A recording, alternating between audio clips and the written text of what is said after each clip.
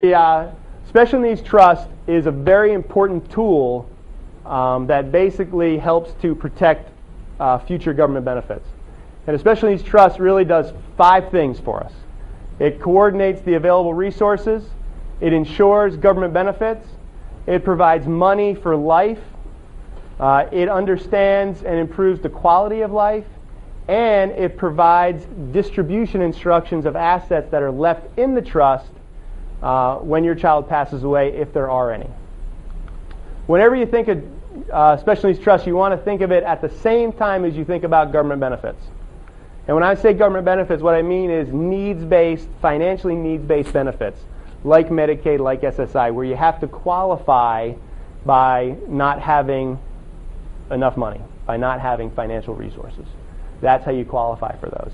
And when you think about those are going to pay for very basic necessities. So they're going to pay for, some room and board. They'll pay for some basic medical care, maybe even some basic dental care. They'll provide some employment assistance, those types of things.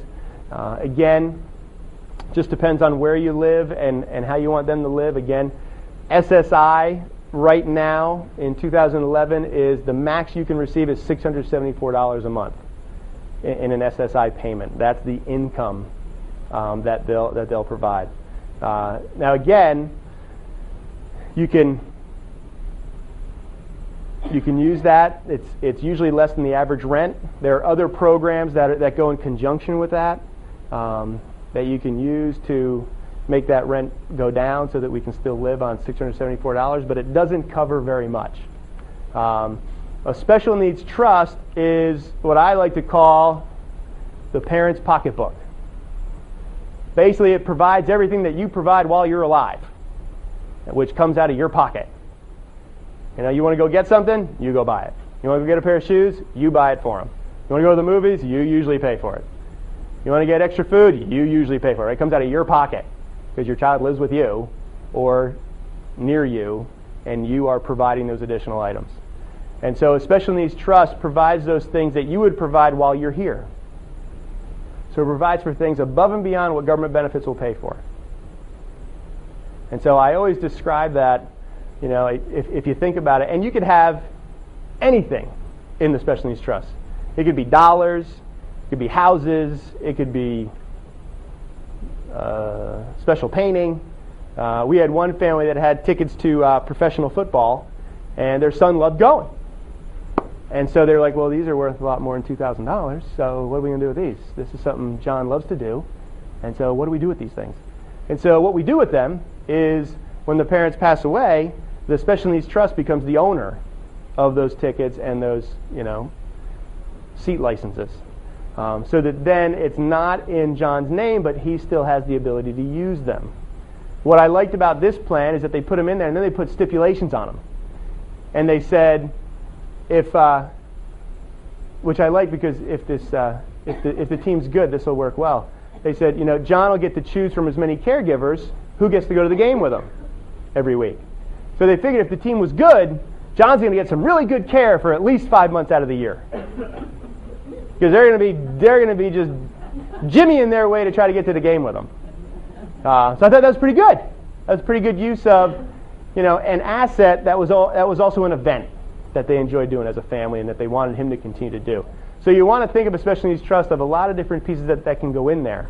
And it's something, and it has to be very, very specifically written. There are not many attorneys that know how to write them and that don't do enough. I had one family that come to me and they said, well, we saw one attorney and they do about one a month. I said, all right. If you had to have brain surgery, do you want to go to one that does one a month or maybe a couple a week? When you want to go to somebody who does them often enough to know what's going on in the regulations, so when they change, they're up on it because it's a major part of their business, and they call you and adjust it for you. Because and I'll talk about this a little bit later, but as we get farther and farther into our talk today, we'll talk about some risks that are out there for us, and how do we, stay above those risks so that your plan actually is going to work the way you want to. One thing about a special needs trust that you want to think about, and I always describe it as this. I describe my son, and I should bring him because he think he's a superstar. I talk about him so much. I describe him, I say, our neighbors across the street used to have a pit bull and a Rottweiler. And I always think about the fact that, let's say they didn't feed him for a couple days, and they left the gate open, and I make Kate a peanut butter and jelly sandwich in the morning before he goes to school, and I give it to him in his hand, and I let him walk out to the bus stop with the peanut butter and jelly sandwich in his hand. And the dogs are like, what are the chances he's getting to the bus stop with his lunch? How about his hand? Might not get that either, right?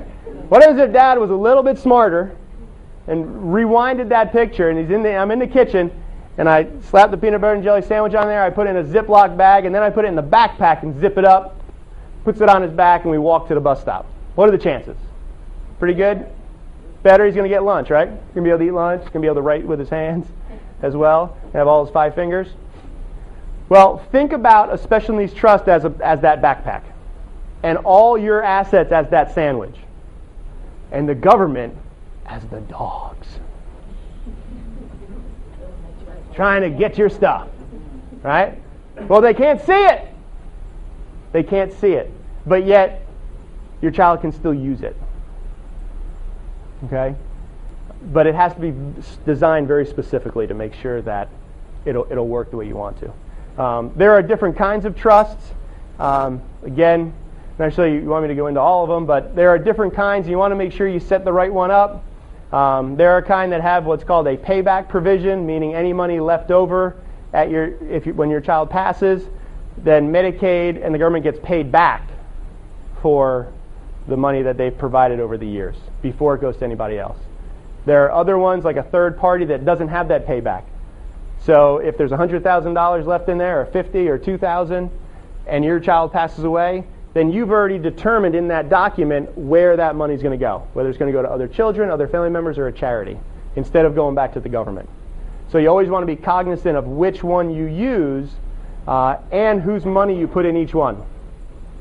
You want to be very sure that that D4A is that payback.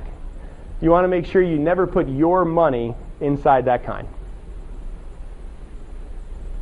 Because once you put your money in there, it's going to go back to the government if there's any left.